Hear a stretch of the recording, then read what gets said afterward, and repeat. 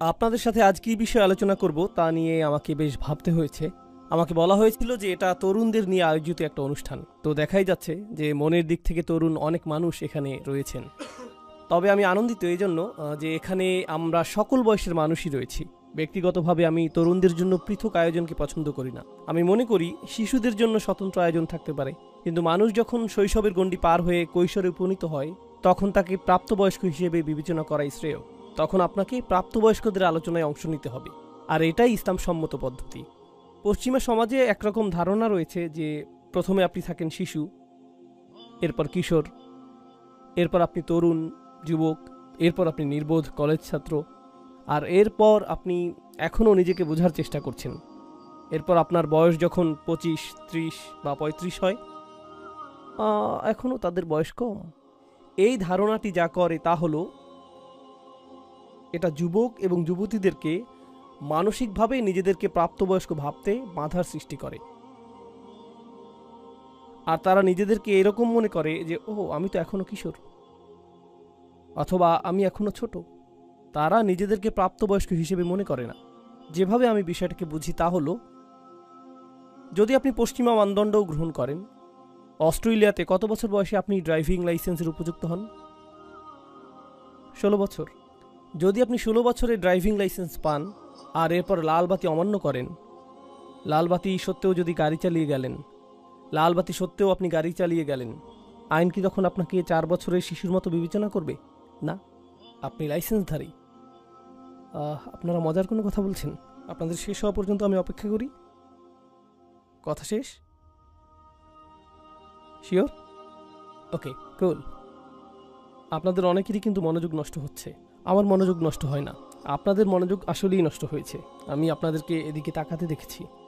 তো যাই হোক, বিষয়টা হলো সেক্ষেত্রে আইনের চোখে আপনি শিশু হিসেবে বিবেচিত হবেন না, আপনি প্রাপ্তবয়স্ক মানুষদের মতো বিবেচিত হবেন যে অপরাধ সংঘটিত করেছে। আমাদের দৃষ্টিতে যে এখন একজন কিশোর, সে যদি কোথাও গিয়ে কিছু চুরি করে আর তাকে বিচারকের সামনে উপস্থিত করা হয়, অপরাধটি সেই সংঘটিত করেছে, এই হিসেবেই সে আদালতে বিবেচিত হবে।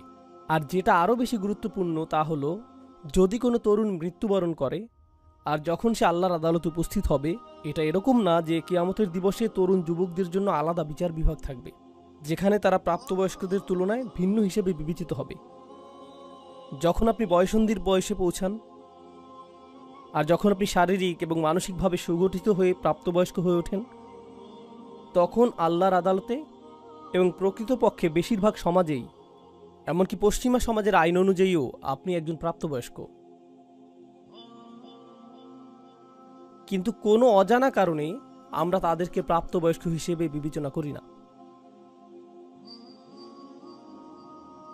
কোনো অজানা কারণে আমরা আমাদের তরুণদেরকে প্রাপ্তবয়স্ক হিসেবে বিবেচনা করতে অস্বীকৃতি জানাই। কিন্তু আমি সেরকমটা মনে করি না। আমি তাদেরকে শিশু হিসেবে বিবেচনা করি না, আমি তাদের সাথে প্রাপ্তবয়স্কদের মতোই কথা বলি। তাই আমি আনন্দিত যে আমাদের এই আসরে, যেখানে আজকে তরুণদের নিয়ে আলোচনা হওয়ার কথা ছিল, এখানে দাদার বয়সী এবং নাতির বয়সী মানুষ পাশাপাশি বসে আছে। আর এতে সমস্যার কিছুই নেই, এভাবেই এটা হওয়ার কথা ছিল। ঠিক আছে, এখন আমি আমাদের বিষয়বস্তুতে ফিরে আসতে চাই এবং কিছু ভাবনা আপনাদের সাথে শেয়ার করতে চাই। আমার সেই ভাবনাটি হলো একটি সূরা নিয়ে, যা কিছুদিন আগে আমি অধ্যয়ন করেছিলাম, সূরাতুল ওয়াকিয়া। আল্লাহ সূরা ওয়াকিয়াতে বিচার দিবসের দৃশ্যপট বর্ণনা করেছেন। কোরআনের বেশিরভাগ স্থানে যখন বিচার দিবসের বর্ণনা দেয়া হয়েছে, সেখানে এমন মানুষের বিবরণ এসেছে যারা জান্নাতে যাবে এবং এমন মানুষের বিবরণ এসেছে যারা জাহান্নামে যাবে। দুইটি শ্রেণী, তাই না? কিছু মানুষ জাহান্নামে যাবে, আগুনে পুড়বে, কিছু মানুষ জান্নাতে যাবে। পরিষ্কার সরল শ্রেণীবিন্যাস। তো সূরা ওয়াকিয়া যে কারণে কৌতূহল জাগ্রতকারী তা হলো, দুই শ্রেণীর পরিবর্তে এখানে আল্লাহ আমাদেরকে 3টি শ্রেণীর কথা বলেছেন। তিনি বলেছেন, আসহাবুল মাইমানাতি মা আসহাবুল মাইমানা, ডান পাশের মানুষেরা। এরা সেই সকল মানুষ যাদেরকে ডান হাতে আমলনামা প্রদান করা হবে, আর এর ফলশ্রুতিতে তারা জান্নাতের পথে অগ্রসর হবেন, যেটা সূরা তাহরিমে এভাবে বর্ণিত হয়েছে, রব্বানা আতমিম লানা নূরানা, হে আমাদের প্রভু, আমাদের আলোকে পরিপূর্ণ করে দিন, আমাদেরকে জান্নাতের সুদীর্ঘ পথ পাড়ি দেওয়ার সামর্থ্য প্রদান করুন। কিন্তু যেহেতু আপনার আমলনামা ডান হাতে রয়েছে, তাই আপনার ডান দিক থেকে আলো প্রতীয়মান হচ্ছে, সেই আলোর আভা আপনার বুক থেকেও ঠিকরে বেরোচ্ছে। ইয়াসআ নূরুহুম বাইনা আইদিহিম ওয়া বিআইমানিহিম, আর তারা জান্নাতের দিকে বেহেশতের সদর দরজা অভিমুখে হেঁটে যাচ্ছে। তারা হবেন ডান দিকের মানুষ। আর এরপর রয়েছে বাম দিকের মানুষ, আসহাবু শিমালি মা আসহাবু শিমাল, এরা হলো বাম দিকের মানুষ। এটুকু বোধগম্য। কিন্তু এছাড়াও আল্লাহ অস্বাভাবিকভাবে তৃতীয় একটি শ্রেণী যোগ করে বললেন, ওয়াসাবিকুন আসসাবিকুন, প্রথম সারির মানুষেরা। প্রথম সারির মানুষেরা, প্রথম এবং প্রধান, ভিআইপি সেকশন। আমি চাই যে আপনারা বিষয়টা কল্পনা করুন। বিশাল সংখ্যক মানুষ রয়েছে ডান দিকে, বিশাল সংখ্যক মানুষ রয়েছে বাম দিকে, আর তারপর কিছু সংখ্যক মানুষ রয়েছে যারা একেবারে সামনে অবস্থান করছে। এখানে পেলাম ডান অংশ, বাম অংশ এবং সামনের অংশ। আর সামনের অংশকে আল্লাহর নিকটে আনা হয়েছে, উলাইকাল মুকাররাবুন, তারা আল্লাহর নৈকট্য লাভ করেছে, তাদেরকে অনুপম এই স্থান প্রদান করা হয়েছে, এমনকি বিচার দিবসেও। তো কোন বিষয়টি এই মানুষগুলোকে বিশেষ মানুষে পরিণত করল, আর কিভাবে তারা ডান দিকের মানুষদের থেকে আলাদা? অনেক মানুষ যারা এই আয়াতটির ব্যাখ্যা করেন তারা চিন্তা করেন মুহাজিরদের কথা, যারা রাসূল সাল্লাল্লাহু আলাইহি সাল্লামের মক্কায় অবস্থানকালে তার আহ্বানে সাড়া দিয়েছিলেন। প্রথম দিকের ইসলাম গ্রহণকারী ব্যক্তিগণ, যেমন আবু বকর সিদ্দিক রাদিয়াল্লাহু তাআলা আনহু, আলী রাদিয়াল্লাহু তাআলা আনহু, প্রথম দিকের মুসলিমগণ, তারাই প্রথম ইসলাম গ্রহণ করেছিলেন। আর আয়াতেও প্রথম সারির মানুষদের কথা বলছে। এর মাধ্যমে অবশ্যই প্রাথমিক যুগের মুসলিমদেরকেই বোঝাচ্ছে। একটু পরে আমরা এই বিষয়ে বিস্তারিত আলোচনা করব। এখানে আরেকটা বিষয় রয়েছে। এই মতামতটি সম্পূর্ণ সত্য না হওয়ার কারণ হলো, আল্লাহ সূরা তওবাতে একটি বিষয়ের উল্লেখ করেছেন, আস-সাবিকুনাল আউয়ালুন মিনাল মুহাজিরিনা ওয়াল আনসার। তিনি বলেছেন, অন্য সকলের আগে যাদের অবস্থান তারা মুহাজিরদের অন্তর্ভুক্ত, যার অর্থ সেই মানুষেরা যারা মক্কায় ইসলাম গ্রহণ করেছেন। কিন্তু তিনি এখানে আনসারদের কথাও বলেছেন, যারা সাহায্যকারী হিসেবে মদিনাতে ছিলেন। আর মদিনার মানুষদের অবদান এসেছে বেশ পরে। তো এখন আমরা শিখলাম যে সাবিকুন শব্দটি এমন মানুষদেরকে বোঝাচ্ছে না যারা আগে ইসলাম গ্রহণ করেছেন, কারণ এটা সেই মানুষদের অন্তর্ভুক্ত করেছে যারা এসেছে আগে, এবং এটা সেই মানুষদেরও অন্তর্ভুক্ত করেছে যারা এসেছে পরে। তাহলে সাবিকুন বলতে আসলে কি বোঝায়, সেটাই আজকে আমরা কিছুটা বোঝার চেষ্টা করব।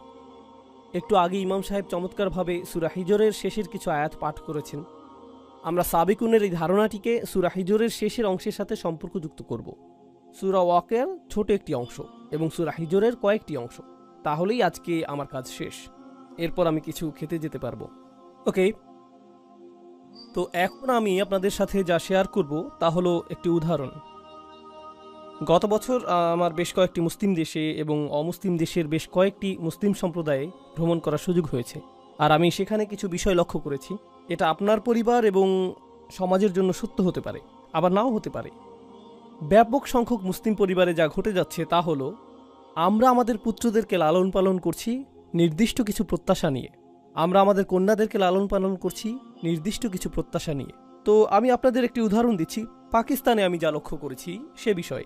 আমি পাকিস্তানি বংশোদ্ভূত, তাই কিছু সময়ের জন্য সেখানে বেড়াতে গিয়েছিলাম। আমরা আমাদের কন্যাদেরকে মেডিকেল কলেজে ভর্তি করার জন্য জোর দিয়ে থাকি। তো পাকিস্তানে অনেক মেয়ে, লাখ লাখ মেয়ে ডাক্তার হয়ে বের হয়। কিন্তু এটা এজন্য না যে তারা আসলেই ডাক্তার হবে।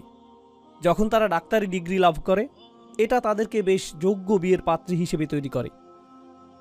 তো পাকিস্তানে লাখ লাখ তরুণ নারী ডাক্তার হয় এজন্য না যে তাদের মা বাবা তাদেরকে ডাক্তারি করাতে চায়, অথবা হাসপাতালে কাজ করাতে চায়, অথবা গ্রামে প্রসূতিদের সন্তান জন্মদানে চিকিৎসা সহায়তা প্রদান করাতে চায়।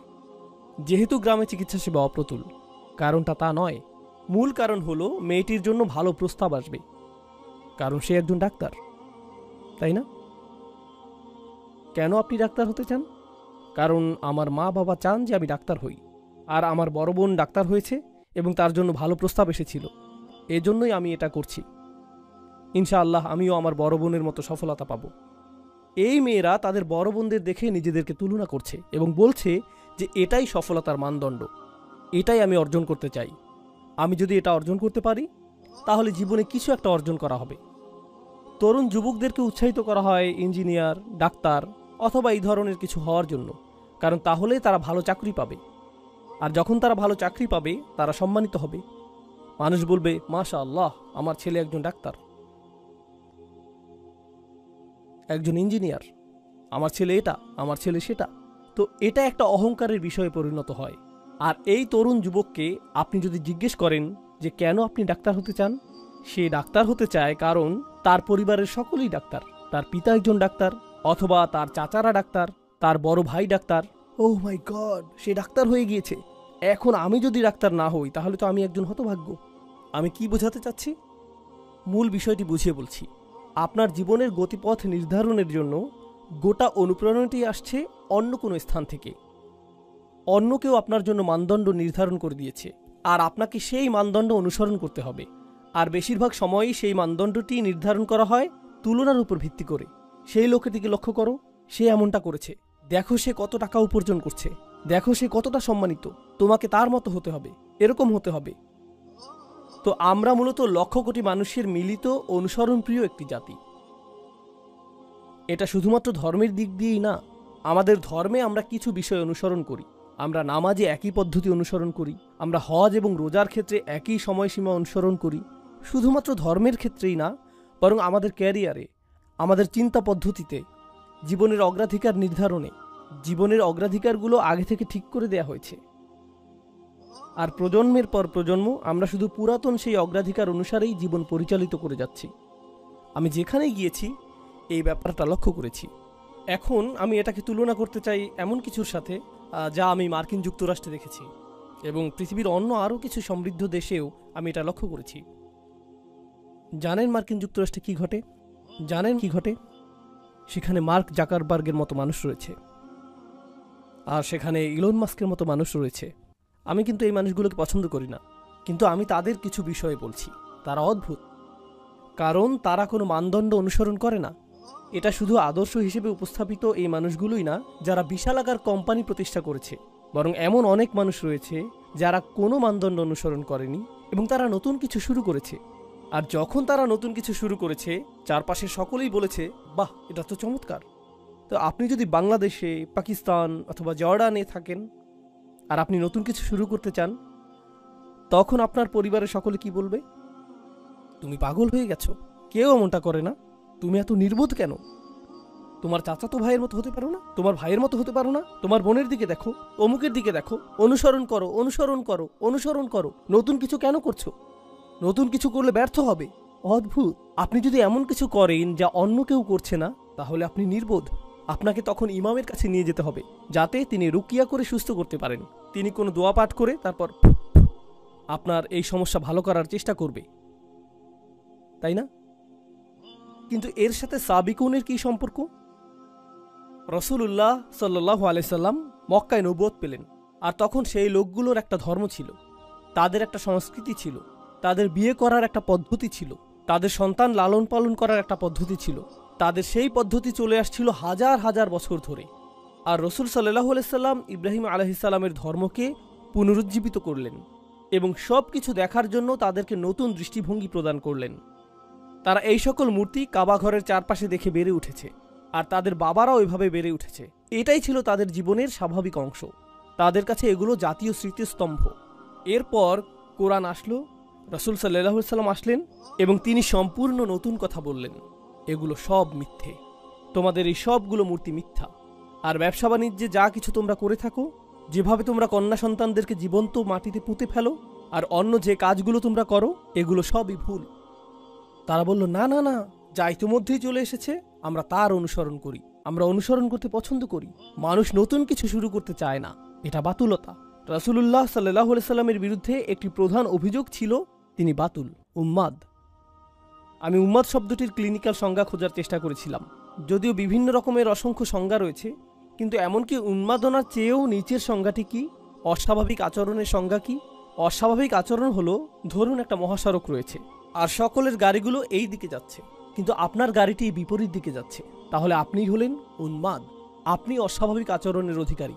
তো এই সংজ্ঞা অনুযায়ী সকলেই শিরক অনুসরণ করছে, সকলেই নির্দিষ্ট রীতি অনুযায়ী তাদের পরিবারে বসবাস করছে, সকলেই এটা করছে।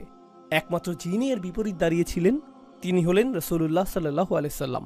তো স্পষ্টতই তারা এটা দেখে বলল যে এটা যদি স্বাভাবিক হতো, অন্য মানুষেরাও এটা করত, তাই এটা উন্মাদনা।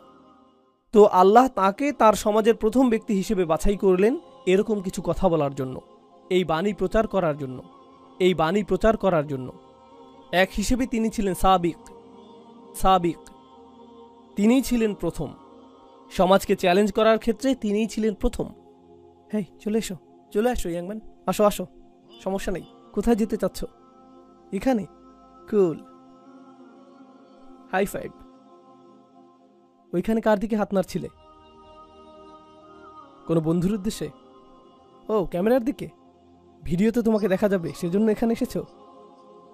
এখন আমি তোমার উদ্দেশ্যে হাত নাড়ছি। এখন খুশি তো?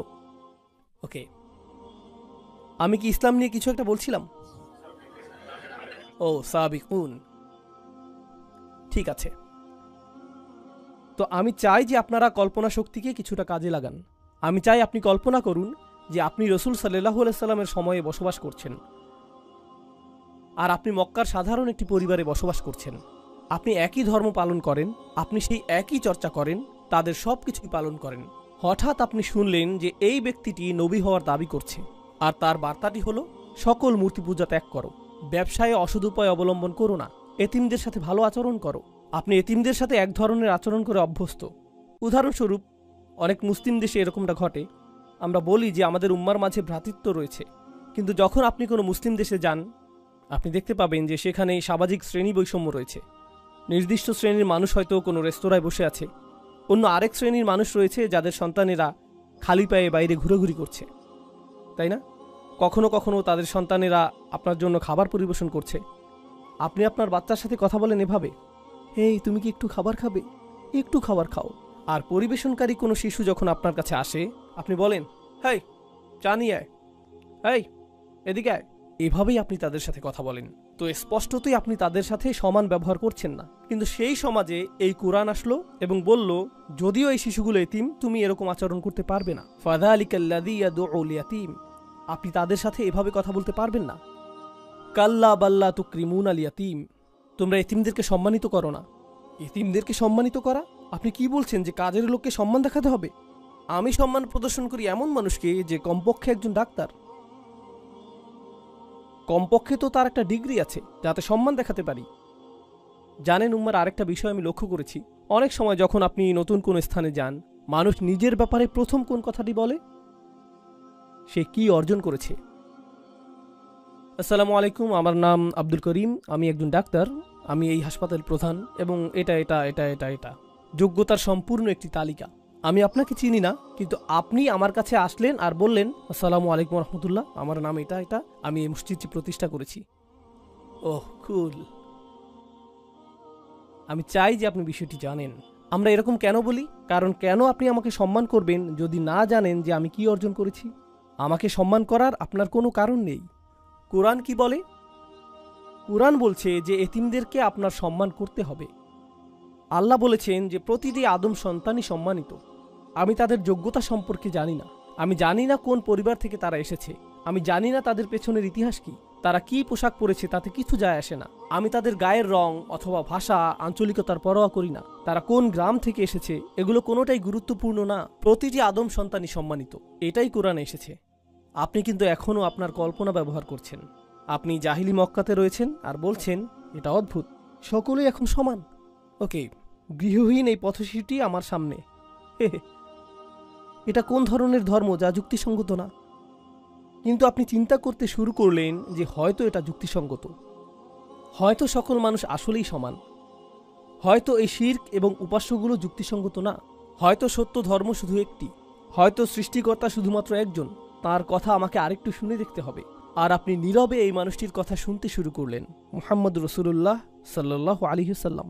আর তারপর আপনি সিদ্ধান্ত নিলেন যে আমার পরিবারের মধ্যে আমিই প্রথম ব্যক্তি হতে চাই, উঠে দাঁড়িয়ে এটা বলার জন্য যে আশহাদু আল্লা ইলাহা ইল্লাল্লাহ ওয়া আশহাদু আন্না মুহাম্মাদান আবদুহু ওয়া রাসূলুহু। শুধু আপনার কল্পনাকে ব্যবহার করুন। যখন আপনি এটা করবেন, আপনার পরিবারের প্রতিক্রিয়া কি হবে? লক্ষ্য করুন, তারা নবীজিকে কি বলেছে? উন্মাদ। তারা বলবে, তুমিও তার সাথে থেকে উন্মাদ হয়ে গিয়েছ। দেখো, সে উন্মাদ, কেউই তার অনুসরণ করে না। কেন তুমি তাকে অনুসরণ করছো? আমরা তাকে সম্মান করতাম এবং পছন্দ করতাম তার এই অদ্ভুত ব্যাপারগুলো প্রকাশিত হওয়ার আগে, কিন্তু স্পষ্টতই সে কোনো ধরনের সমস্যায় ভুগছে এবং মানসিক ভারসাম্য হারিয়েছে। আর তুমিও অকারণেই নিজের মানসিক ভারসাম্য হারাচ্ছ। তোমাকে স্বাভাবিক আচরণ করতে হবে। স্বাভাবিক অর্থ তোমাকে অন্য সকলের মতো হতে হবে, কারণ আপনি যদি অন্য সকলের মতো না হন তাহলে আপনি উন্মাদ। তো এই লোকগুলো, প্রথম মানুষগুলো যারা ইসলাম গ্রহণ করেছিলেন, জানেন তারা কি করেছিলেন? তারা অন্য সকলের সমর্থন হারাতে প্রস্তুত ছিলেন। তাদের অন্য কারো কাছ থেকে অনুপ্রেরণার প্রয়োজন ছিল না, অন্য কেউ তাদেরকে অনুপ্রেরণা দিচ্ছিল না। প্রকৃতপক্ষে সকলে তাদেরকে নিরুৎসাহিত করছিল। যখন তারা ইসলাম গ্রহণ করলেন, যেই মানুষগুলো তাদেরকে ভালোবাসত তারা অসন্তুষ্ট হয়ে পড়ল। যারা তাদের সাথে ব্যবসা করত তারা লেনদেন বন্ধ করে দিল। যারা তাদেরকে অনুকরণীয় হিসেবে দেখত, এখন তারা তাদেরকে নিচু চোখে দেখে এবং তাদের থেকে দূরত্ব বজায় রেখে চলে। যাদেরকেই তারা ভালোবাসত, বিনিময়ে তারা এখন ঘৃণা করে। তারা বিচ্ছিন্ন, একাকী এবং একঘরে হয়ে পড়ল। এমনকি এখানে শ্রোতাদের মধ্যে অনেক নমুসলিম ভাইদেরও একই অবস্থা। যারা অমুসলিম পরিবার থেকে এসেছেন এবং ইসলাম গ্রহণ করেছেন, তারা নিজেদের পরিবার থেকেও একই রকম অভিজ্ঞতার শিকার হয়েছেন। কিছু পরিবার বেশ ভালো, কিন্তু অন্যরা বলে, তুমি এটা কি করলে? তুমি পরিবারটা ভেঙে ফেললে। তুমি কেন স্বাভাবিক না? কেন তুমি এত অদ্ভুত? কেন তুমি শত্রু ধর্ম গ্রহণ করলে? এই ধরনের কথা তাদেরকে শুনতে হয়। কিন্তু তারা তাদের নিজ পরিবারের মাঝে সাবিক, সাহাবীরাও তাদের নিজের পরিবারে সাবিক হয়েছিলেন। কোরআন আমাদেরকে সেই মানুষদের গুণাবলী সম্পর্কে শিক্ষা দিয়েছে যারা গোটা পৃথিবীকে পরিবর্তন করে দিয়েছিলেন। কারণ আমরা গর্ব সহকারে বলতে পারি যে এই কোরআন 23 বছর ধরে নাজিল হয়েছে এবং এটা গোটা পৃথিবীকে পরিবর্তিত করে দিয়েছে। পৃথিবীকে পরিবর্তন করতে চাইলে পৃথিবীর অনুসরণ করলে চলবে না, আপনাকে নতুন কিছু করতে হবে, না হলে এটা সম্ভব না। অন্য সকলে যা করছে তা আপনাকে চ্যালেঞ্জ করতে হবে। কোনো পরোয়া করবেন না, আপনাকে এটা করতেই হবে। আপনাকে উঠে দাঁড়াতে হবে এবং এটা করতে হবে। আপনি কোনো প্রথার অনুসরণ করবেন না, বরং আপনাকে প্রথা ভঙ্গ করতে হবে। আপনি নিজের মূলনীতি অনুসরণ করে চলবেন। আপনি সাবিক হয়ে উঠবেন। আর সাবিকদের সাথে কি ঘটে? সেই মানুষগুলো যখন শুরু করে, সকলে তাদেরকে কি বলে? উন্মাদ। সকলে তাদেরকে প্রত্যাখ্যান করে। সকলে তাদের সন্তানদেরকে এদের ব্যাপারে সতর্ক করে, এই মানুষগুলোর অনুসরণ করো না। তারা এমন কিছু করে যা অন্য কেউ করে না। এরা অদ্ভুত, এরা আজব। আর সাবিকুনরা যখন এই সকল সমালোচনা, এই সকল আক্রমণ, প্রতিনিয়ত নিরুৎসাহিত করা মন্তব্য এবং বর্জনের শিকার হয়, তারা নিজেদের অনুপ্রেরণাকে প্রভাবিত হতে দেয় না। তারা নিজেদের অনুপ্রেরণাকে প্রভাবিত হতে দেয় না। তারা এতে প্রভাবিত হয় না, বরং তারা সামনে অগ্রসর হতে থাকে। আর আল্লাহ এ ধরনের মানুষদের ক্ষেত্রে কি করেন? তিনি তাদেরকে পরীক্ষা করতে চান যে তারা কি আসলেই সাবিক হতে চায় নাকি অনুসারী হতে চায়। আর এক পর্যায়ে তারা সফল হন। অবশেষে আল্লাহ তাদেরকে বিজয় প্রদান করেন। আর যখন আল্লাহ তাদেরকে বিজয় দান করেন, জানেন কি ঘটে? অন্য মানুষরা তখন তাদেরকে অনুসরণ করে। এটাই আল্লাহর নির্ধারিত নিয়ম। এটা শুধুমাত্র রাসূল সাল্লাল্লাহু আলাইহি সাল্লামের সিরাতেই ঘটেনি, বরং এটা পৃথিবীতে সব সময়ই ঘটেছে। এটাই আল্লাহর নির্ধারিত নিয়ম। অদ্ভুত ধারণার অধিকারী এমন মানুষ রয়েছে। উদাহরণস্বরূপ কেউ বলতে পারে যে আমি মিনি কাপকেক উৎপাদন করব। এটা শুনতে অদ্ভুত মনে হয়, কেউ তো এটা কিনবে না। আর তারপর তারা নিজেদের গ্যারেজে এই স্টুপিড কোম্পানি শুরু করে। আর তারপর এটা সর্ববৃহৎ কাপকেক কোম্পানিতে পরিণত হয়। এটা বিশাল আকার ধারণ করে। এরপর সকলে তাদেরকে অনুসরণ করতে চায় এবং তাদের ধারণার পুনরাবৃত্তি করতে চায়। কেন? কারণ তারা নতুন কিছু শুরু করেছে। কেউ ঝুঁকি নিতে আগ্রহী না, কারণ কেউ নিশ্চিত না যে এটা কাজ করবে কিনা। সম্ভবত এটা ব্যর্থ হবে। যখন এটা সফল হয়, তখন আমরা তা অনুসরণ করতে প্রস্তুত। আজকের দিনে পৃথিবীর যে সকল জাতি সবচেয়ে শক্তিধর, যে সকল জাতি অর্থনৈতিক দিক থেকে সবচেয়ে শক্তিশালী, সাংস্কৃতিকভাবে শক্তিশালী, কৌশলগতভাবে শক্তিশালী, সামরিকভাবে শক্তিশালী, তাদের সকলের মধ্যে অভিন্ন একটা জিনিস আপনি পাবেন। তারা উদ্ভাবনকারী জাতি। তারা গবেষণা এবং উন্নয়নের জাতি। তারা প্রচুর নতুন জিনিস আবিষ্কার করে। তারা বিজ্ঞানের জগতে সর্বদাই সাবিক।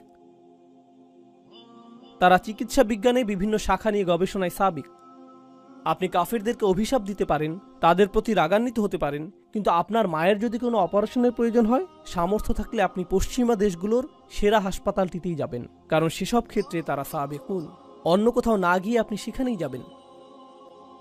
আপনি তাদেরকে ঘৃণা করেন, তাদের বিরুদ্ধে এটা সেটা বলেন, কিন্তু তাদের বানানো মোবাইলটাই আপনি কিনেন। কোনো মুসলিম দেশে প্রস্তুত মোবাইল না। যেমন আমরা যদি মুসলিম ফোন নাম দিয়ে কোনো মোবাইল বানাই, মানুষ এটা তেমন কিনবে না। যখন গাড়ি কেনার প্রয়োজন হয়, আপনি আব্দুল করিমের একক উদ্যোগে নির্মিত গাড়ি কিনেন না। কেন নয়? কারণ সেই লোকগুলো গাড়ি প্রস্তুতে সাবেকুন হয়ে গিয়েছে, তারা মাইক্রোচিপ প্রযুক্তিতে সাবেক হয়ে গিয়েছে, তারা চিকিৎসা বিজ্ঞানের গবেষণায় সাবেক হয়ে গিয়েছে, তাই না? আর যখন তারা সাবেক হয়ে গেল, গোটা পৃথিবী তাদের উপর নির্ভর করতে শুরু করলো। কিন্তু মূল বিষয় হলো, কোন জিনিসটা তাদেরকে এত শক্তিশালী করেছে? এটা কি তাদের প্রাকৃতিক সম্পদ? এটা কি জ্বালানি তেল? এটা কি প্রাকৃতিক গ্যাস, খনিজ সম্পদ? এটা কি প্লুটোনিয়াম? না, এটা চিন্তা শক্তি। বিশ্বের পরাশক্তিগুলো তাদের সমাজে এমন সংস্কৃতি সৃষ্টি করেছে যেখানে তারা বলে, আমরা চাই তুমি পর্যবেক্ষণ চালাও, আমরা চাই যে তুমি নতুন নতুন বিষয়ে চেষ্টা করো, যদি তুমি অকৃতকার্য হও আবারও চেষ্টা করতে থাকো যতক্ষণ পর্যন্ত সফল না হও, আর আমরা এজন্য তোমাকে অর্থায়ন করব। এটাকেই তারা বলে রিসার্চ অ্যান্ড ডেভেলপমেন্ট। এটাই তারা করে। আর ধারণাটি এতটাই শক্তিশালী যে জ্ঞানী মুসলিমরা সারা পৃথিবী থেকেই, পাকিস্তান, বাংলাদেশ, সিরিয়া, সৌদি আরব, সারা পৃথিবী থেকেই যখন তারা কোনো বিষয়ে প্রকৃত গবেষণা করতে চায় এবং তারা সামনে অগ্রসর হতে চায়, তখন তারা কোথায় যায়? তারা আমেরিকায় যায়, ইংল্যান্ডে যায়, সুইডেনে যায়, ডেনমার্কে যায়, তারা অস্ট্রেলিয়ায় যায়, তারা এই বিশ্ববিদ্যালয়গুলোতে যায়। কারণ এই বিশ্ববিদ্যালয়গুলো এমন বিষয় বুঝতে পেরেছে যা উত্তরাধিকার হিসেবে আল্লাহ আমাদেরকে দিয়েছিলেন। আমাদেরকে সকল বিষয়ে সাবেকুন হতে হবে, আমাদেরকে সকল বিষয়ে সকলের থেকে এগিয়ে যেতে হবে। ধর্মের দিক থেকে আমরা এগিয়ে আছি, কিন্তু বিজ্ঞানের ক্ষেত্রে, ব্যবসার ক্ষেত্রে, সমাজ বিনির্মাণের ক্ষেত্রে আমরা পিছিয়ে আছি। অন্য জাতির দিকে ইশারা করে এটা বলা খুবই সহজ যে এই লোকগুলো অনেক শক্তিধর। কখনো কি অধ্যয়ন করেছেন যে কিভাবে তারা এই শক্তি অর্জন করলো? ও না, শয়তান তাদের সাথে রয়েছে, দাজ্জাল তাদেরকে সাহায্য করছে। এটাই আপনার জবাব। এজন্যই আপনারা অগ্রসর হতে পারছেন না, এজন্যই আপনাদের কথা কেউ শুনে না, কারণ আপনারা মৌলিক কিছু বিষয় বুঝতে পারছেন না যা আল্লাহ প্রদত্ত নিয়মের অংশ। এটা আল্লাহ প্রদত্ত নিয়ম, এটা আল্লাহ প্রদত্ত নিয়ম যে যারা চেষ্টা করবে এবং যারা সাবেকুন হবে তারাই সফলতা পাবে, আর অন্য সকলেই তাদের অনুসরণ করবে, অন্য সকলেই তাদের মতো হতে চাইবে। জ্ঞানের যে কোনো শাখা নিয়ে চিন্তা করুন, যে কোনো শাখা। আপনারা জানেন গল্প লেখার জন্য একটা নির্দিষ্ট ধরন রয়েছে এবং ইংরেজি সাহিত্যের একটি মানদণ্ড রয়েছে যে কিভাবে গল্প লিখতে হবে। কেউ এসে সম্পূর্ণ ভিন্ন ধরনের গল্প লিখল, যেখানে শেষের অংশটা শুরুতে লেখা হলো। সে পুরো গল্পটির ধারাবাহিকতাকে উল্টোভাবে উপস্থাপন করলো, আর হঠাৎ করে তা সর্বাধিক বিকৃত বইয়ে পরিণত হলো। এখন হাজার হাজার বই এই ধারণাটি ব্যবহার করছে, কারণ এটা নতুন কিছু, এটা অভিনব এবং সৃজনশীল একটা বিষয়। কেন আমি আপনাদেরকে এত কথা বলছি?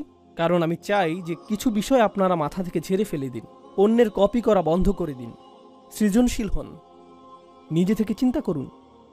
অনেক মুসলিম তরুণ বলে, ইসলামের জন্য আমি কি করতে পারি? আমি ইনফ্লুয়েন্সার হতে চাই। আসলেই আপনি ইনফ্লুয়েন্সার হতে চান? আপনি নিজেই তো ইনফ্লুয়েন্সের মধ্যে রয়েছেন। নিজেকে জিজ্ঞেস করুন কেন আপনি ইনফ্লুয়েন্সার হতে চান। ও, কারণ আমি অমুককে দেখেছি সে এরকম ইনফ্লুয়েন্সার, বিষয়টা অসাধারণ, তাই আমিও এরকম হতে চাই। এটা কি কপি করা না? আমি কন্টেন্ট ক্রিয়েটর হতে চাই। কন্টেন্ট তৈরি করার মাধ্যমে আপনি উম্মার সেবা করতে চান। এর অর্থ কি? দেখি তো অন্য মানুষেরা কি কন্টেন্ট তৈরি করেছে। ও, এটাকে কপি করতে হবে কারণ এটা এখন ট্রেন্ডিং, তাই এমন কিছু তৈরি করি যা ভাইরাল, এমন হ্যাশট্যাগ ব্যবহার করব যা অন্য সকলে ব্যবহার করছে। কপি, কপি, কপি এবং কপি। আপনি জনপ্রিয় বিষয়ের পেছনে ছুটছেন। প্রযুক্তিগত বিবেচনায় আপনি নতুন কিছু করছেন, কিন্তু মনস্তাত্ত্বিক বিবেচনায় আপনি সেই একই জিনিস করছেন যা হাজার হাজার বছর ধরে করা হচ্ছে, কপি করা। আমাদের ধর্মে আমাদেরকে দেয়া হয়েছে একটি উদ্দেশ্য, একটি মিশন। মুসলিমরা নিজেদেরকে অন্য সংখ্যালঘুদের মতো সংখ্যালঘু মনে করা উচিত না। আমি এমন মুসলিমদের কথা বলছি যারা অমুসলিম দেশে রয়েছে। আমি যেহেতু এখন অস্ট্রেলিয়ায়, তাই এখন আপনাদের উদ্দেশ্যে বলছি। মূলত আমি বসবাস করি আমেরিকায়। আমেরিকাতে বলা হয়ে থাকে যে চাইনিজ সম্প্রদায় হলো সংখ্যালঘু, ল্যাটিনো সম্প্রদায় হলো সংখ্যালঘু, বিভিন্ন ধর্মীয় সম্প্রদায় যেমন বৌদ্ধরা সংখ্যালঘু, হিন্দুরা সংখ্যালঘু, মুসলিমরাও সংখ্যালঘু। আমরা শুধুমাত্র সংখ্যালঘু সম্প্রদায়। লক্ষ্য করুন, আপনাকে চিহ্নিত করার জন্য আপনি অন্য কাউকে সুযোগ করে দিচ্ছেন। আপনি এই চিহ্নিতকরণ মেনে নিয়েছেন, আর আমরা যেহেতু সংখ্যালঘু, আমাদের নিজেদের সংখ্যালঘু অধ্যুষিত এলাকায় স্থানান্তরিত হওয়া উচিত। আর তারপর সেখানে আমরা এমন সব কাজ করি যা আমরা সব সময় করে থাকি, তাই না? আমরা বড় চিন্তা করছি না। আমরা এমন চিন্তা করি না যে কিভাবে আমরা এমন আদর্শ মুসলিম হতে পারবো এবং এমন আদর্শ সম্প্রদায় পরিণত হতে পারবো যেখানে অমুসলিমরা এসে বলবে যে আমরা এখানে বসবাস করতে চাই, এই এলাকায় স্থানান্তরিত হতে চাই, আমরা এই মানুষগুলোর কাছাকাছি থাকতে চাই। জানেন সাধারণত কি ঘটে যখন মুসলিমরা কোনো এলাকায় স্থানান্তরিত হয়? অমুসলিমরা সেই এলাকা ছাড়তে থাকে। ও এই এলাকার অদ্ভুত হয়ে গিয়েছে। আর সেই এলাকার জমির মূল্যমান বাড়ার পরিবর্তে সেখানকার মূল্যমান কি ঘটে? পতন ঘটতে থাকে। অন্য সংখ্যালঘু সম্প্রদায়ের ক্ষেত্রে যখন তারা কোনো এলাকায় স্থানান্তরিত হয় তখন কি ঘটে? সেই এলাকার মূল্যমান বৃদ্ধি পায়, কারণ তারা সৃজনশীল আর নতুন কিছু করে, তারা নতুন জিনিস তৈরি করে, তারা একে অপরের সাথে সহযোগিতা করে, যেটা আমার পরবর্তী আলোচ্য বিষয়। শক্তিশালী এবং সৃজনশীল একটি মুসলিম সম্প্রদায় গঠনের ক্ষেত্রে আমাদের করণীয় কি?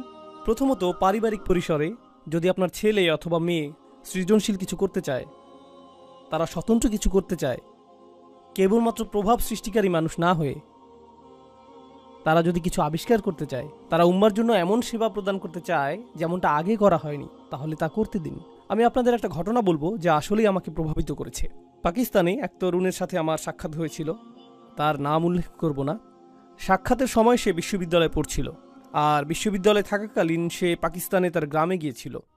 যখন সে সেখানে গেল, সে লক্ষ্য করল যে রাস্তাগুলোর অবস্থা অত্যন্ত খারাপ, আর কাছাকাছি কোনো হাসপাতাল নেই।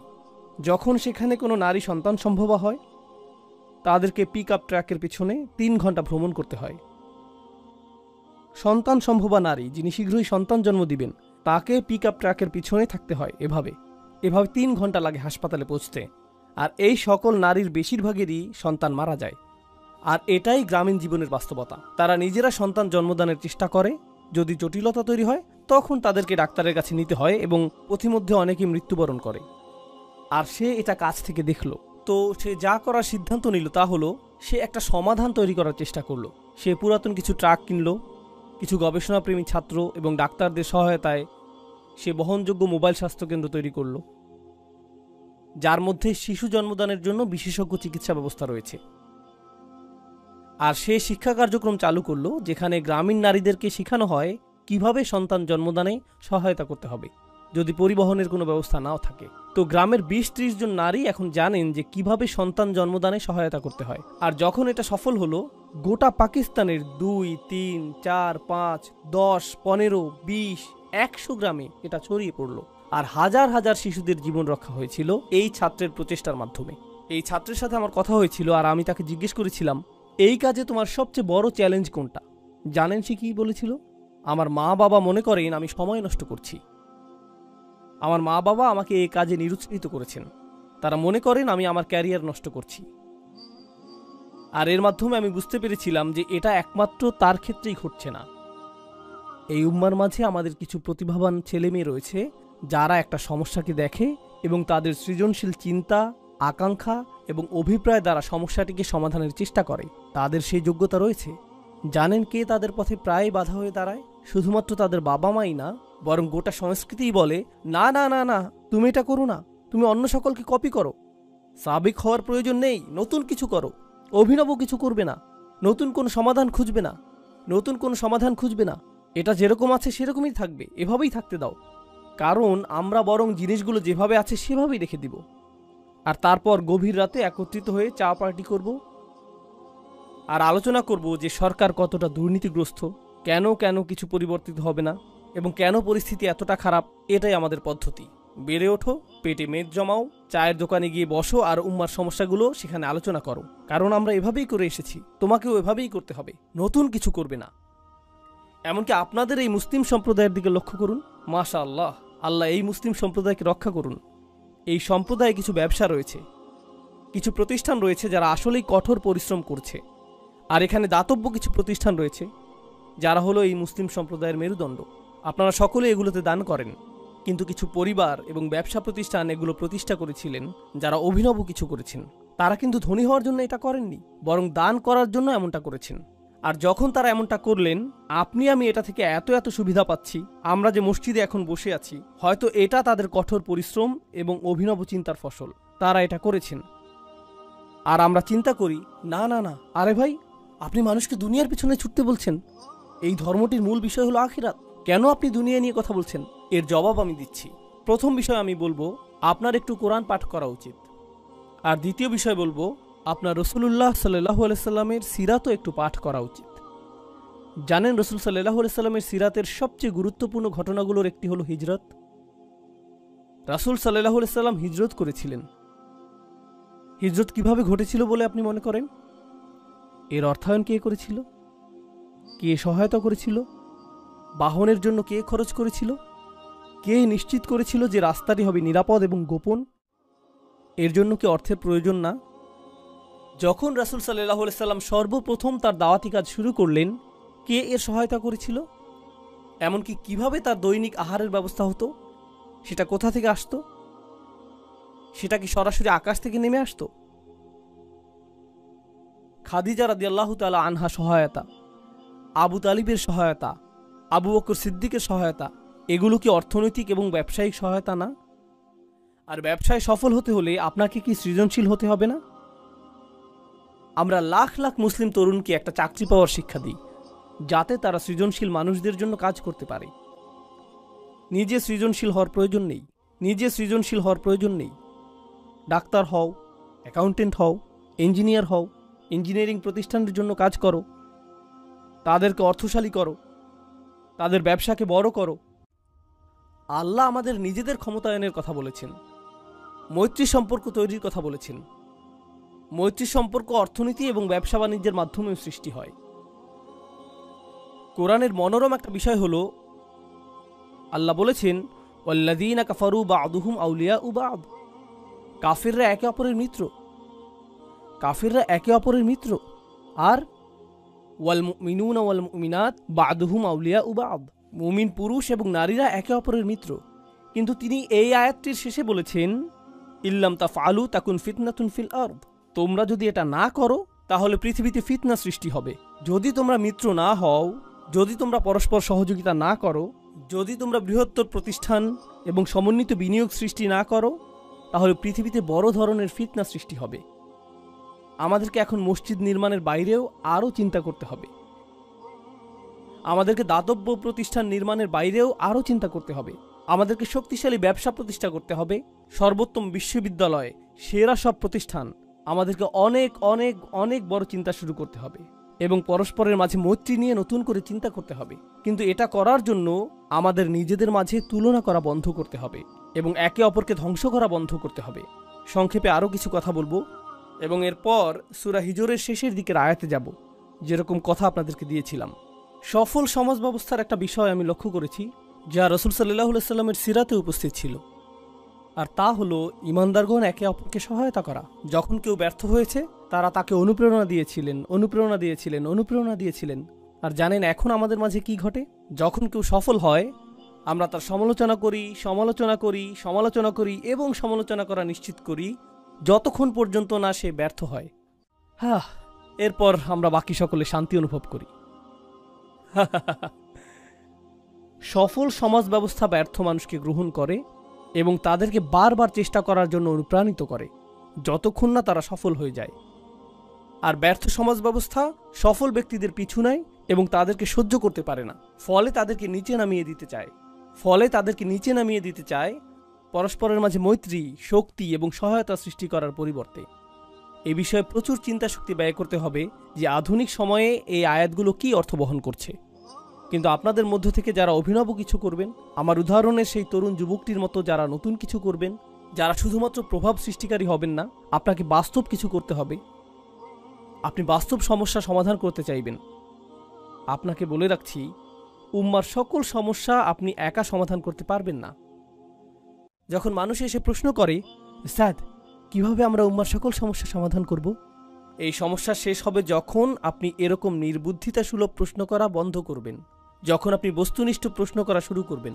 এখানে আমি একটা সমস্যা দেখছি, আমি এটা সমাধান করতে পারবো, কিন্তু এটা সব সমস্যার সমাধান করবে না। আমাদের সংখ্যা তো কয়েকশো কোটি। আমাদের প্রত্যেকেই যদি একটি করে ছোট সমস্যা সমাধান করি, কল্পনা করতে পারেন আমরা কি ধরনের উম্মায় পরিণত হব? যদি আমাদের কিছু অংশ চিকিৎসা সমস্যা সমাধান করি, আর আমাদের কিছু অংশ সামাজিক সমস্যা সমাধান করি, আর আমাদের কিছু অংশ শিক্ষা সমস্যা সমাধান করি, আমাদের কিছু অংশ রাজনৈতিক সমস্যা সমাধান করি, দেখতে পাচ্ছেন কিভাবে এটা একত্রে জমা হচ্ছে। সকল সাহাবী কি একই কাজ করেছেন, নাকি তাদের প্রত্যেকেই ভিন্ন ভিন্ন সম্ভাবনাকে কাজে লাগিয়েছেন? তাদের প্রত্যেকেই অবদান রেখেছেন এবং সাহাবীকে পরিণত হয়েছেন তাদের নিজস্ব পরিসরে, তাদের নিজস্ব প্রতিভায়। তারা সকলেই একরকম ছিলেন না। তাদের প্রতি রাসূল সাল্লাল্লাহু আলাইহি ওয়াসাল্লামের প্রত্যাশাও একরকম ছিল না। তো এটা আপনার মাথায় গেঁথে দেওয়ার জন্য সৌভাগ্যবশত এই আয়াতটি একটু আগে আমরা নামাজে শুনেছি। এখানে রাসূল সাল্লাল্লাহু আলাইহি ওয়াসাল্লামকে একটি নির্দেশ দেওয়া হয়েছে, আর যখন তাকে কোনো নির্দেশ দেওয়া হয় আমরা এটাকে সুন্নাহ হিসেবে গ্রহণ করি। তাকে বলা হয়েছে আর তার মাধ্যমে আমাদেরকেও বলা হয়েছে। তিনি বলছেন, ফাসদা বিমা তুমারু ওয়া আ'রিদ আনিল মুশরিকিন। এই আয়াতটি আমার অনেক প্রিয়। আল্লাহ বলেছেন, খেয়াল করুন, সংকল্পবদ্ধ হন এবং সামনে এগিয়ে যান যা করতে আপনাকে নির্দেশ দেওয়া হয়েছে, এবং মুশরিকদেরকে উপেক্ষা করুন। যারা পেছনে কথা বলে তাদেরকে উপেক্ষা করুন, সমালোচকদেরকে উপেক্ষা করুন, তাদের উপেক্ষা করুন যারা মনে করে যে আপনি শক্তিহীন, তাদের উপেক্ষা করুন যারা মনে করে যে আপনি তাদের জন্য হুমকি। উপেক্ষা করুন, উপেক্ষা করুন, উপেক্ষা করুন। আপনার একটি মিশন রয়েছে, আপনার মিশনের প্রতি মনোযোগী হন। আপনি এই কাজে নিয়োজিত। আ'রিদ আনিল মুশরিকিন, তাদের উপেক্ষা করুন, তাদেরকে আপনার পথে আসতে দিবেন না। আরবিতে সদ শব্দটি খুবই কৌতূহল উদ্দীপক। এটাতে কি বোঝায়? এটা দিয়ে বোঝায় ফাটল, কোনো পাথর অথবা মাটির রাস্তায় সৃষ্ট ফাটল। যদি আপনি একটি পাথরের মাঝে ফাটল সৃষ্টি করেন, যদি আপনি একটি পাথরের মাঝে ফাটল সৃষ্টি করেন, সদাতাহু, তো এটা এরকম যেন আল্লাহ রাসূল সাল্লাল্লাহু আলাইহি সাল্লামকে বলছেন, আপনার সামনে বিশাল একটা প্রতিবন্ধকতা রয়েছে, এর মাঝে ফাটল সৃষ্টি করুন এবং মনোযোগ হারাবেন না। প্রতিবন্ধকতা রয়েছে, এটাকে ভেঙে ফেলুন, মনোযোগ ধরে রাখুন, বিভ্রান্ত হবেন না, মুশরিকদেরকে বিভ্রান্ত করার সুযোগ দিবেন না। ফাসদা বিমা তুমারু ওয়া আ'রিদ আনিল মুশরিকিন। আপনি যদি মনোযোগ সুসংহত রাখতে পারেন, অসাধারণ অনেক কাজ আপনি সম্পন্ন করতে পারবেন। কিন্তু জানেন আমাদের ক্ষেত্রে কি ঘটে? জানো তারা কি বলেছে?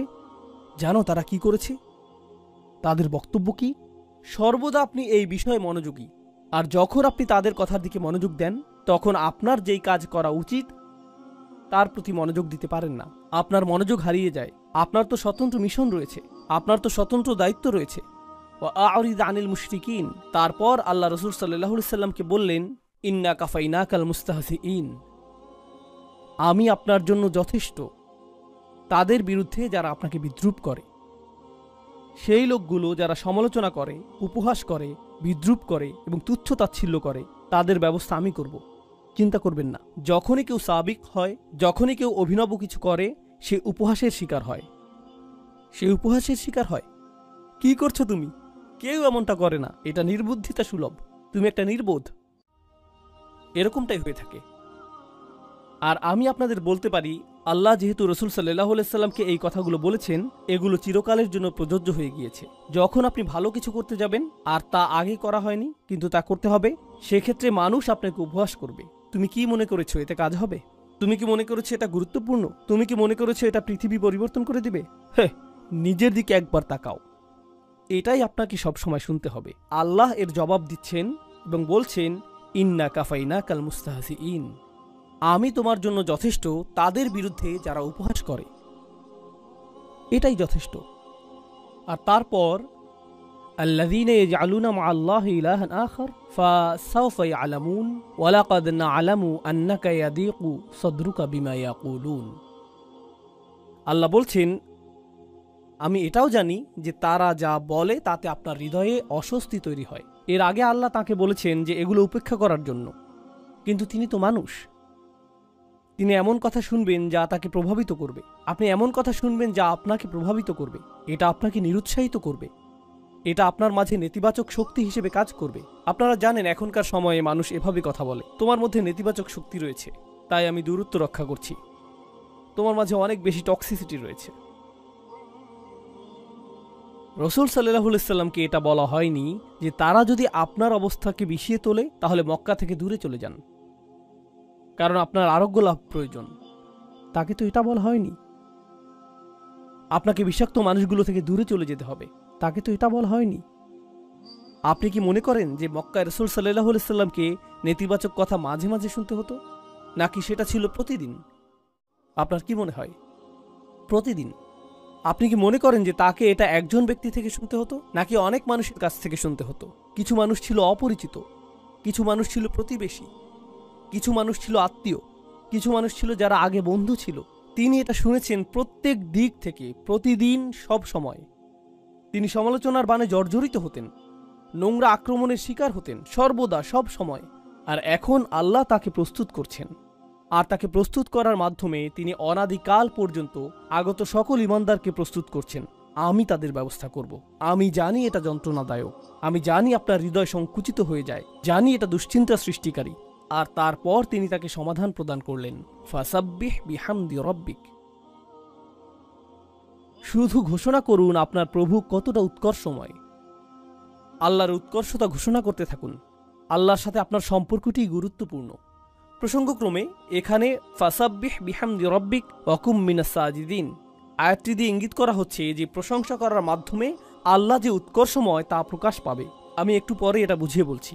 সিজদাকারীদের অন্তর্ভুক্ত হও। তাসবিহ এবং সিজদার কথা এসেছে। নামাজ শুরু হয় তাসবিহর মাধ্যমে এবং নামাজের শেষ অংশগুলোর একটি হলো সিজদা।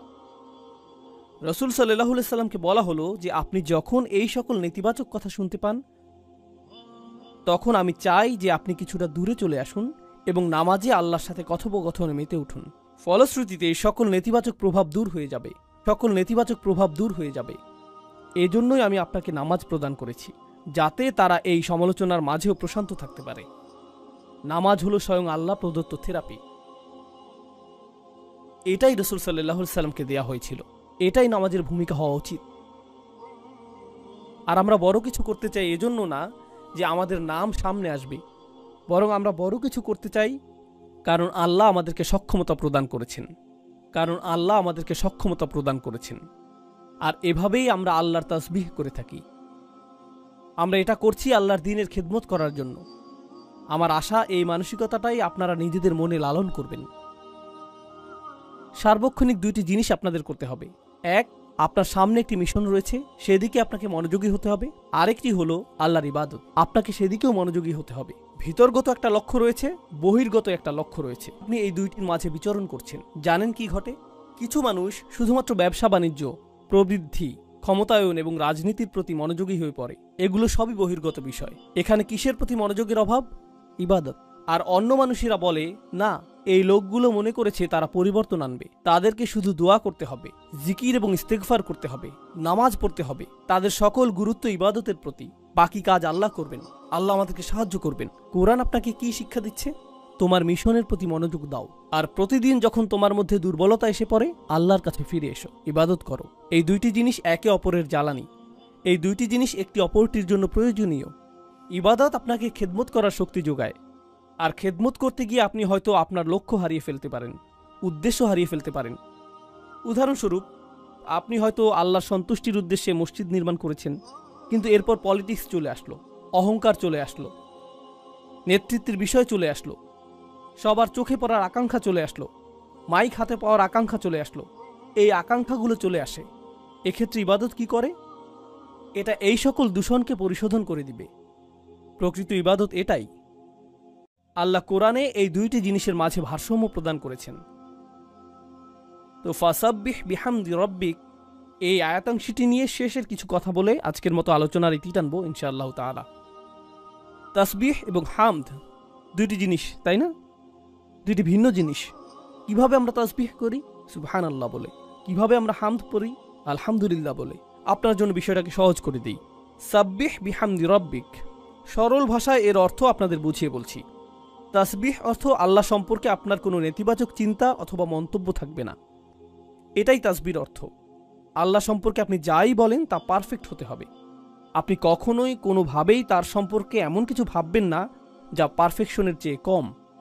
তার রহমা হলো পারফেক্ট, তার ভালোবাসা হলো পারফেক্ট, তার পরিকল্পনা হলো পারফেক্ট। যে পরিস্থিতির মাঝে তিনি আপনাকে রেখেছেন এর বিচক্ষণতাও পারফেক্ট। উম্মার সংকটময় অবস্থায় আল্লাহর যে পরিকল্পনা, সেই পরিকল্পনাও পারফেক্ট। এটাই তাসবিহ। তো এমনকি যখন নবীজি কাফেরদের করা উপহাস শুনছেন, তারা তো ভয়ঙ্কর রকম খারাপ কাজ করছে, কিন্তু রাসূল সাল্লাল্লাহু আলাইহি সাল্লামের এই অবস্থার মধ্য দিয়ে অতিক্রম করাটাও আল্লাহর পরিকল্পনার অংশ। আর আল্লাহর পরিকল্পনা সর্বদাই কি? পারফেক্ট। নিজেকে এটা স্মরণ করিয়ে দিতে থাকুন যে এমনকি যখন আপনি ভয়ানক সব অভিজ্ঞতার মধ্য দিয়ে সময় অতিক্রম করেন, এটাও পারফেক্ট। এটাও পারফেক্ট একটি পরিকল্পনার অংশ। আপনি সম্পূর্ণ চিত্রটি দেখতে পাচ্ছেন না, শুধুমাত্র আল্লাহই তা দেখছেন। আমি আপনাদেরকে এর একটা উদাহরণ দিচ্ছি। আপনাদের মধ্যে অনেকেই রান্না করতে ভালোবাসেন। আপনি যখন রান্না করেন তখন কেউ একজন পাশে দাঁড়িয়ে দেখছে, তুমি এতগুলো লবণ দিয়েছো, এতগুলো লবণ দিয়েছো। এই 5 মিনিট ধরে এত বেশি তাপমাত্রায় রান্না হচ্ছে, 5 মিনিট ধরে চলছে, আর আপনি বিরক্ত হচ্ছেন। চুপ করবে তুমি? ওইখানে গিয়ে কিছু একটা করো, জানালার ধারে গিয়ে বাইরে তাকিয়ে থাকো, আমাকে রান্না করতে দাও। তুমি এটা বুঝবে না। ও, অবশেষে রান্নাটা কিন্তু মজাই হয়েছে। কেন এমনটা হলো? কারণ সম্পূর্ণ পরিকল্পনাটি সে জানে না, আপনি জানেন। কেউ একজন কোনো কিছু অঙ্কন করছে, সে চমৎকার কিছু অঙ্কন করছে, আর আপনি পাশে দাঁড়িয়ে থেকে বলছেন, ধূসর রংটা এখানে, এই স্থানটাতে, কি করছো তুমি? এভাবে তো কাজ করা যায় না, কারণ কেউ একজন পাশে থেকে নজরদারি করছে, তাই না? এখন কল্পনা করুন, আমরা উদ্বিগ্ন হয়ে পড়ি যখন আল্লাহর পরিকল্পনার একটি অংশ দেখি। আপনি পরিকল্পনার সামান্য একটা অংশ দেখেই বলছেন, কি সমস্যায় পড়ে গেলাম, কেন এমনটা ঘটছে? আর আল্লাহ বলেন, তোমার জন্য সহজ করে দিচ্ছি, সাব্বিহ। নিজেকে স্মরণ করিয়ে দাও যে পারফেকশনের অধিকারী হলেন আল্লাহ। আর এই চিত্রটির প্রতিটি ছোট অংশ বৃহত্তর একটি পরিকল্পনার অংশ, যা পারফেক্ট, যা আল্লাহ কর্তৃক নির্ধারিত। এটাই তাসবিহ। কিন্তু তিনি শুধু বলেননি যে সাব্বিহ রব্বাক, তিনি বলেছেন সাব্বিহ বিহামদি রব্বিক। তাই আমাদেরকে এখন জানতে হবে যে হামদ বলতে কি বোঝায়। তাসবিহ ছিল আল্লাহ সম্পর্কিত সবকিছুই পারফেক্ট। তার পরিকল্পনা পারফেক্ট, তার বিচক্ষণতা পারফেক্ট, তার ভালোবাসা পারফেক্ট, তার তত্ত্বাবধান পারফেক্ট, তার সাহায্য পারফেক্ট। কেউ কেউ জিজ্ঞেস করে, আল্লাহর সাহায্য কেন আসছে না? আল্লাহর সাহায্য পারফেক্ট, এবং যখন এটা আসবে সেই সময়টাও পারফেক্ট। এটাই তাসবিহ। ঠিক আছে, আসুন এখন হামদ নিয়ে সংক্ষেপে জেনে নিই। হামদ অর্থ তিনি যাই করেন তা ভালো, তা প্রশংসনীয়, এবং আমাদের উচিত এর জন্য তাকে ধন্যবাদ জ্ঞাপন করা। আল্লাহ যাই করেন আলহামদুলিল্লাহ। তিনি শুধুমাত্র পারফেক্টই না, যার অর্থ আমরা তার সমালোচনা করি না, বরং এর চেয়েও উপরে গিয়ে আমরা তার প্রশংসা করি এবং তার কৃতজ্ঞতা জ্ঞাপন করি। আমরা তার প্রশংসা করি এবং তাকে ধন্যবাদ জ্ঞাপন করি। তো এভাবে আল্লাহ আমাদের মুসলিমদের গোটা মনস্তত্ত্বই উল্টে দিলেন। ওয়ালা তাহসাবান্নাল্লাযীনা কুতিলু ফী সাবিলিল্লাহি আমওয়াতান বাল আহইয়াউন ইনদা রাব্বিহিম ইয়ারযাকুন ফারিহিনা বিমা আতাহুমুল্লাহু মিন ফাদলিহি ওয়া ইস্তাবশিরুনা বিল্লাযীনা লাম ইয়ালহাকু বিহিম মিন খালফিহিম আল্লা খাউফুন আলাইহিম ওয়া লা হুম ইয়াহজানুন। আল্লাহ বলেছেন, যারা আল্লাহর পথে মৃত্যুবরণ করেছে কখনোই মনে করো না যে তারা মৃত, বরং তারা জীবিত। তারা আল্লাহর পক্ষ থেকে রিজিক প্রাপ্ত, আর তারা হবে প্রফুল্ল। আমরাই কান্না করে থাকি, তাদের অবস্থা কি? প্রফুল্ল। আপনি যদি এই বিষয়টা উপলব্ধি করেন, তখন আপনি যদি নিজের সামনে ভয়ঙ্করতম মৃত্যুও দেখেন, আপনি বলবেন, এই মানুষগুলো হলেন আমাদের শহীদ। আর আমরা এজন্য আল্লাহর প্রশংসা করি, তিনি তাদেরকে নিয়ে গিয়েছেন। ওয়াইত্তাখিদ মিনকুম শুহাদা, তিনি আমাদের মধ্য থেকে কিছু মানুষকে নিয়ে যাবেন যাদের সাথে তিনি আগেই সাক্ষাৎ করতে চান, তিনি আগেই তাদেরকে নিজের সঙ্গ প্রদান করতে চান। এটাও প্রশংসার কারণে পরিণত হয়। এমনকি এটাও প্রশংসার কারণ, যদিও এটা অপরাধীদের অপরাধকে বৈধতা প্রদান করে না, কিন্তু এই মুহূর্তে এটা আল্লাহর সাথে আপনার সম্পর্কের বিষয়। এটা অন্য মানুষের সাথে সম্পর্কিত কোনো বিষয় নয়, এটা শুধু আপনি এবং আল্লাহ। সাব্বিহ বিহামদি রব্বিকা। আর আপনি এটা নিশ্চিত করবেন যখন আপনি উপলব্ধি করবেন যে আল্লাহ যাই করেন তা পারফেক্ট, আর আমি তার প্রশংসা করব এবং ধন্যবাদ জ্ঞাপন করব আমাকে এই সংকটের মধ্যে থাকার সুযোগ প্রদান করার জন্য। কারণ কিছু মানুষের ক্ষেত্রে তারা কখনো এরকম সংগ্রাম করার কথা চিন্তাও করেনি। যেহেতু আল্লাহ আমাকে এই সংগ্রামের জন্য বাছাই করেছেন, আমার উচিত এজন্য আল্লাহকে ধন্যবাদ জানানো। কারণ এমন অনেক মানুষ রয়েছে যারা আমার চেয়ে অনেক বেশি বিচক্ষণ, যারা কখনো এমনকি এই পদক্ষেপই নেয়নি, বরং তারা শয়তানের পদাঙ্ক অনুসরণ করেছে। আমি তো কমপক্ষে আল্লাহর পথে অগ্রসর হওয়ার চেষ্টা করেছি। তাই আমার সম্মানিত এবং কৃতজ্ঞ বোধ করা উচিত যে আল্লাহ এই পথে সংগ্রাম করার জন্য আমাকে বাছাই করেছেন। অতএব আমি তাঁর প্রশংসা করব। রাসূলুল্লাহ সাল্লাল্লাহু আলাইহি সাল্লাম বিদ্রূপের শিকার হয়েছিলেন, আর এখন তিনি আল্লাহর প্রশংসা করছেন সেই বিদ্রূপের শিকার হওয়ার জন্য। কারণ এই বিদ্রূপই তার মর্যাদাকে উন্নীত করেছে। এটা তার জিহাদের অন্তর্ভুক্ত। আল্লাহ এই সংগ্রামের জন্য তাকে বাছাই করেছেন। ফাসাব্বিহ বিহামদি রব্বিক, আর অকুম মিনাস সাজিদিন, কৃতজ্ঞতার চূড়ান্ত বহিঃপ্রকাশ হলো সিজদায় অবনত হওয়া। আল্লাহর সম্মুখে বিনয়ের চূড়ান্ত বহিঃপ্রকাশ হলো সিজদায় অবনত হওয়া। তাই সিজদায় লুটিয়ে পড়ুন। আর যখন আপনি আল্লাহর সাথে এই কথোপকথন শেষ করবেন, এরপর যখন আপনি তাদের বিদ্রুপাত্মক কথা শুনবেন, ততক্ষণে সেই তাসবিহ এবং হামদ আপনাকে এতটাই দূষণমুক্ত করেছে যে এটা আপনার কাছে আর আগের মতো যন্ত্রণাদায়ক মনে হচ্ছে না। দেখতে পাচ্ছেন? উপেক্ষা করতে শিখুন। আরিদ আনিল মুশরিকিন। আমরা জানি এটা যন্ত্রণাদায়ক, আমরা জানি তারা যন্ত্রণাদায়ক কথা বলে, আমরা জানি এটা যন্ত্রণার উদ্রেক করে, আর যখনই এটা তোমার জন্য যন্ত্রণার উদ্রেক করবে, এই হলো তোমার উপশম। তো আমি বিশেষভাবে তরুণদেরকে বলবো, আপনার জীবনে যা করতে চান সে বিষয়ে একনিষ্ঠ থাকুন। আপনি যা অর্জন করতে চান সে বিষয়ে একনিষ্ঠ থাকুন। একনিষ্ঠভাবে কাজ করাকে স্বভাবে পরিণত করুন। আপনি যদি বিশ্ববিদ্যালয়ে পড়েন, শুধুমাত্র বিশ্ববিদ্যালয়ে পড়বেনই না, পড়াশোনার পাশাপাশি একটা কাজ খুঁজে নিন। কর্মস্থলের শিষ্টাচারগুলো শিখুন। শুধু ঘরে বসে থাকবেন না এবং শুধুমাত্র সামাজিক মাধ্যমে ইসলামের খেদমত করবেন না। আমাদের প্রকৃত পুরুষ এবং প্রকৃত নারী প্রয়োজন, যারা সত্যিকার অর্থে এই উম্মার জন্য অবদান রাখবে, সত্যিকার অর্থে। আর আপনি যখন এই ধরনের ব্যক্তিত্ব গঠন করবেন, তখন আপনি কাজ করবেন, আপনি ব্যবসা প্রতিষ্ঠার চেষ্টা করবেন, আপনি স্বাধীনভাবে নিজের কাজ করবেন, আপনি স্বনির্ভর হওয়ার চেষ্টা করবেন। তরুণ যুবকেরা যাদের বয়স 17-18 বছর, তাদের লক্ষ্য থাকা উচিত অর্থনৈতিকভাবে স্বনির্ভর হওয়া। আর মা বাবার এতে উৎসাহিত করা উচিত। এরকম বলবেন না যে না না না, বিশ্ববিদ্যালয়ে পড়াশোনা শেষ করো, এরপর মাস্টার্স শেষ করো, এরপর পিএইচডি শেষ করো, এরপর তুমি হয়তো একটা চাকুরি পাবে, আর ততদিন পর্যন্ত বিয়ে করতে পারবে না। না না না, আপনার সন্তানদের স্বনির্ভরতা শিক্ষা দিন। এই উম্মাহ শক্তিশালী হবে না যতক্ষণ পর্যন্ত তরুণরা শক্তিশালী না হবে। আর তরুণরা যদি পরবর্তী ক্রিকেট চ্যাম্পিয়নশিপের জন্য অপেক্ষায় থাকে, তারা যদি পরবর্তী ভিডিও গেম রিলিজের অপেক্ষায় থাকে, অথবা পরবর্তী ওয়েব সিরিজের অপেক্ষায় থাকে, এটাই যদি তাদের চিন্তার কেন্দ্রবিন্দু হয়, অথবা তারা যদি পরবর্তী আইফোনের অপেক্ষায় থাকে, পরবর্তী গ্যাজেট হাতে পাওয়ার অপেক্ষায় থাকে, তাহলে তো আমরা কেবলমাত্র ভোক্তা প্রস্তুত করে যাচ্ছি। এটাই আমরা প্রস্তুত করে যাচ্ছি। তারা শুধুই ভোক্তা, তারা পৃথিবীকে কিছুই দিচ্ছে না, তারা শুধুই পৃথিবী থেকে গ্রহণ করছে। আমাদেরকে এমন উম্মাহ হিসেবে বানানো হয়েছে যারা পৃথিবীকে প্রদান করে। এই উদ্দেশ্যে আমরা সৃষ্টি হয়েছি। তো আপনাদের প্রতি এটাই আমার বিনীত অনুরোধ থাকবে যে সাবিক বলতে যা বোঝায় তা প্রকৃত অর্থেই চিন্তা করবেন, এবং সাবিক হওয়ার ফলশ্রুতিতে সমালোচনা সহ্য করার জন্য নিজেকে মানসিকভাবে প্রস্তুত করুন। সকল শোরগোল অপেক্ষা করে সামনে এগিয়ে যাবার জন্য নিজেকে মানসিকভাবে প্রস্তুত করুন। আল্লাহ আযজা ওয়াজাল্লাহ আমাদের তরুণদেরকে শক্তি প্রদান করুন এবং এই দ্বীনের খেদমতে ও এই উম্মার ক্ষমতায়নে তাদেরকে আগের প্রজন্ম থেকেও অনেক বেশি অবদান রাখার সামর্থ্য প্রদান করুন, যা উম্মার ক্ষমতায়নে অবদান রাখতে থাকবে আরও বেশি, আরও বেশি এবং আরও বেশি। বারাকাল্লাহু লি ওয়া লাকুম ফিল কুরআনিল হাকিম ওয়া নাফা'নি ওয়া ইয়্যাকুম বিল আয়াতি ওয়াজ যিকরিল হাকিম।